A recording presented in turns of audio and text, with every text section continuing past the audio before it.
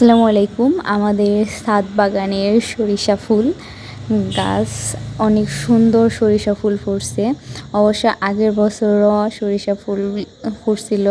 আম্মু আমাদের প্রত্যেকটার টবে টবে সরিষার বীজ ছিটিয়ে দিছিল।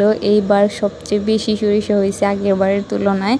আর আম্মু মূলত শাক খাওয়ার জন্য সরিষার বীজ দিছিল। আর আমার কাছে সরিষার ফুলটা বড়া বানিয়ে খাওয়াটা খুব ভালো লাগে। তো একদিন বড়া বানিয়ে আমরা খাইছি। অনেক সরিষা গাছ হয়েছে। তো দেখেন কত সুন্দর যে লাগে, বাগানে যখন আসি তখন অনেক ভালো লাগে সরিষা ফুল দেখে। আর নিচে থেকে অনেক সুন্দর লাগে যে হলুদ হলুদ সরিষা ফুল ফুটে রয়েছে। এই সাইডটা সবচেয়ে বেশি সুন্দর হয়েছে, আর এই টবটাতে বেশি সুন্দর হয়েছে। আর দেখেন প্রত্যেকটা ফুল গাছের টবের মধ্যে আম্মু দিয়ে রাখছে, বীজ সবগুলোতেই হয়েছে। আর এগুলা বীজ রাখা হবে কিছু, আর